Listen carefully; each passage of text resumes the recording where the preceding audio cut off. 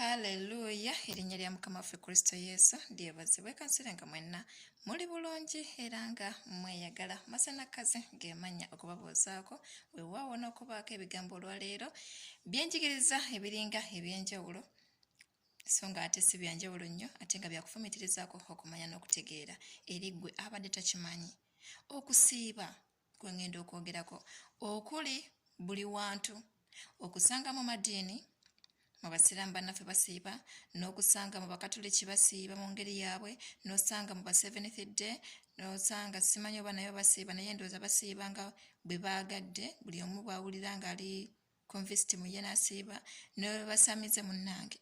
nabo babaako ebiro bye basiiba era waliwo n'akaseera batuuka nga tebalina kulya mmere ng'oba waliwo ekyokulya kye bataddewo like basaddaaka oba mbuzi baki nga gye balina okulya mu mbeera efaananako batyo. Kusiiba ekigambo kino kyogedde olw'obujulizi obumu waliwo we baabeerako bali mu kusiiba no ku musanvu waliwo yawaako obujulizi obufaananako batyo naye nga nabo basiiba. What is okusiiba? What is okusiiba? Kitegeeza ki museeyi y'omwoyo? Ekisooka kubeera kwezza bujja mu ekyo ky'obeera oli. Oba oli mu ddiini ng'oli mu Katonda naddala mu bulokole obeera wezza bujja. Obeera olina kuzza bujja ndagaano yo ne Mukama. Okusiiba okwo kutera okutuyambako mu ngeri efaananako batyo. Osobola okusaba obusabe n'ogamba Mukama nzira bujja naye wabeerawo oyingira mu kusiiba wabeerako okweyawula mu mannya ag'omubiri n'oyingirako mu mwoyo okubeera nga endowooza eri ereetebwa kulowooza kw'okulya ne kubeera nga tekufuga nnyo mwoyo wo ng'olowooza ku by'okusiiba olwa tageti eri gy'oluubirira mu maaso ga Katonda w'oyo gwe weewaddeyo okuwa ssaddaaka ey'omubiri gwo okuzza obujja mu ggwe oba okubeerako kyakukolera mu bulamu bwo. Ewaawo abamu bagitusiiba nga tugamba Mukama njagala kino naye okusiiba okwa ddala olumu kutuyambako okubeerako n'amannya ag'enjawulo mu mwoyo okulwanyisa ebyo ba okuwangula kenkyogere bwento. Okusiiba kutuyambako okuwangula ekyo kye tuba tetusobola kuwangula. Ne bw'oba onoonya mukisa gwa ssente ng'oyagala Mukama akuwa omukisa kati wabeerawo ky'obeera owangula eri ekiremesezza okufuna ogwo omukisa gwa ssente. Ne bw'obeera nga kwezza bujja obeera owangula obunafu okuva mu bunafu odde mu maanyi mu kunoonya Mukama mu kutambulira mu kwagala kwe mu mbeera efaananako bwetyo. Kati yo mu busiraamu oba mu madiini amalala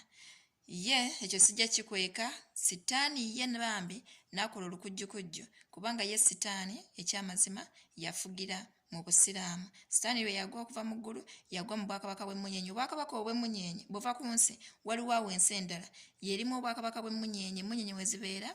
we wali n'eggeyeeno obunnya obutakoma we wali na bamalayika we baasuulibwa. Kati obuyinza bwe balina abo bamalayika ab'ekizikiza ne sitaani bukoma bulungi nnyo ku nsi kuno. Kati sitaani kwe kuleeta akabonero k'emmunyeenye n'omwezi oguboneka okubeera nga guteekebwa mu basiraamu okubeera nga gwe batunuulira emmunyeenye ze batunuulira era okusiiba kwabwe kutera kubeerayo ng'omwezi we baguboneka. Ate bwe baba bamaliriza okusiiba wabeerayo ennaku emukaaga ze bateekako ze zisimanga bazita sitashi like that ziba zikiikirewo omumunyenye omukaaga in that kind of way kuba akabonero k'emmunyeenye. Naye ekiba abamulwako abambi tebakimanyi mu kusiiba kwabwe basiiba either nga ndowooza yaabwe Allah atuwa omukisa Allah lyatusaasira obutali butuukirivu bwaffe Allah atwale mu ggulu bwebityo naye ng'ekikulu kiri nti ye nga sitaani abeera azza bujja kubeera nga yeewaayo oddemu ozze bujja endagaano yo ey'ekyo ky'olimu eky'obusiraamu. Bwe tugenda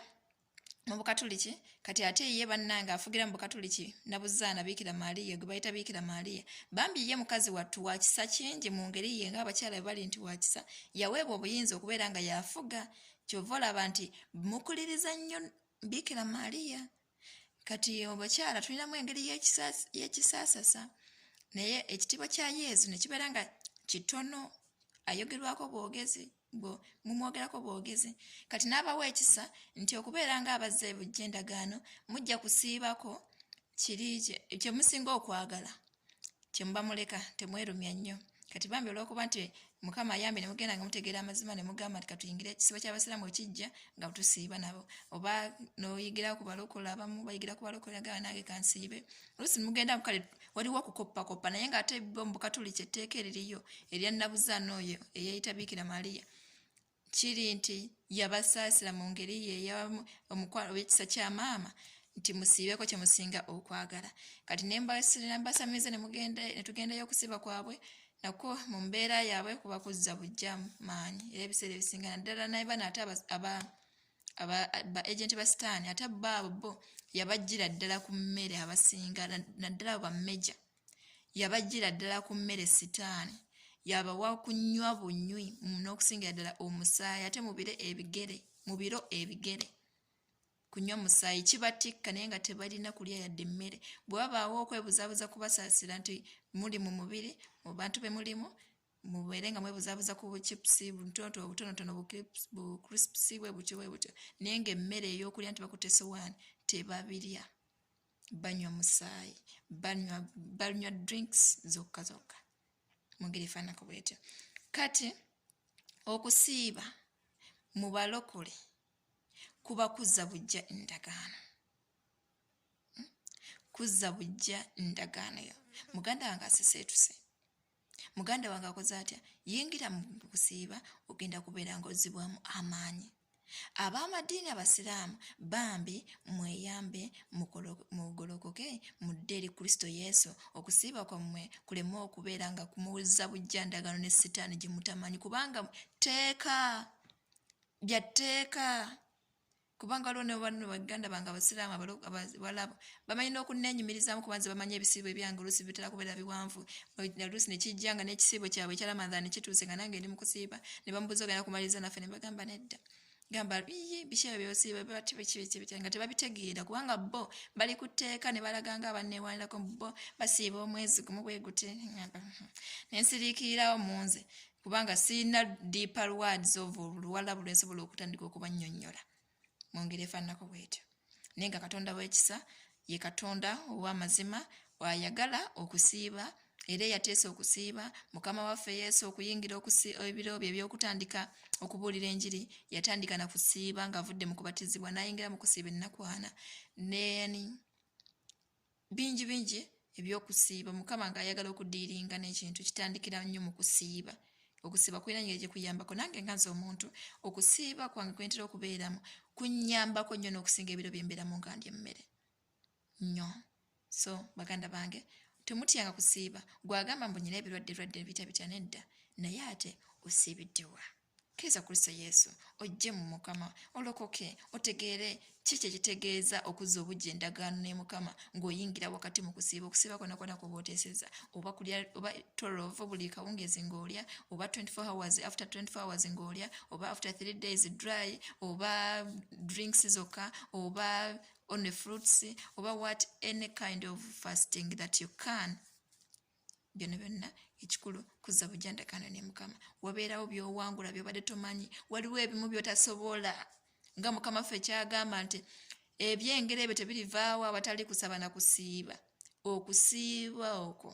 kulina bingi byekuwangula nga tomanyi ogenda okulaba nga obujulizi mu gwe n'ogamba kale nali bwenti naye bwenti ng'oluusi tomanyi naye nga okusiiba bwekwosiiba kutera kulina kyekuyambako mu linnya lya Kristo Yesu nga bwali omulamu kansuubire nga pointi yange mugitegedde abasiraamu bw'oba ng'otegedde pointi eno tonyiigira nze sinze yaleeta ebyobusiraamu sinze yakola ki naye nga ge mazima muzza bujja ndagaano yammwe ne sitaani abakozesa ndagaano ze mutamanyi kuzza bujja mu busiraamu kubanga omusiraamu eyakava mu busiraamu oba ali mu busiraamu wakati mu kisiibo awatali mukono gwa mukama tasobola kuva mu busiraamu omusiraamu annyikiza nnyo ekisiibo ategeera amakulu gaakyo tasobola kumala gasiraamuko okuggyako omukono gwa mukama waffe Kristo Yesu tamala gava mu busiraamu ekikulu kye gye mukoma okubeera mu ndagaano gye mukoma n'eri sitaani gyakoma okunyweza endagaano naffe omulokole gyokoma okunyweza obulokole kubanze bwe natandikira nga simanyi byakusiiba mulokole nali mwangu nnyo nga nze siri nnyo that kind of deeper mulokole naye gye natandika okutegeera obulokole okusiiba amakulu gaako nga neeyigiriza bwe ntyo ngenza okulaba nga kinnenge gye kinyweza endagaano mu nze kati nammwe bwe mute bwe muli ebintu bya mwoyo bya mazima sitaani akoppa mukama ekkuba erigenda mu ggulu liri erya ate katono kafunda abatono be bakalimu abateerage be bakalaba si buli alokosa nti yaligenda mu ggulu si buli ayita yesu nti yaligenda mu ggulu si buli ku nsi katonda gwe yatonda nti yaligenda mu ggulu wabula abatono be balaba akakubo ako nange kennyini kama kwogera akakubo ako nyinza okuba nga sinnabatuuka kukategeera bulungi oba we mba nga nkatambuliramu waliwo wentuuka nga nkavaamu kazibu nnyo ate nga kangu mukama waffe Kristo Yesu ng'atuyigiriza byonna mbagala nnyo be blessed.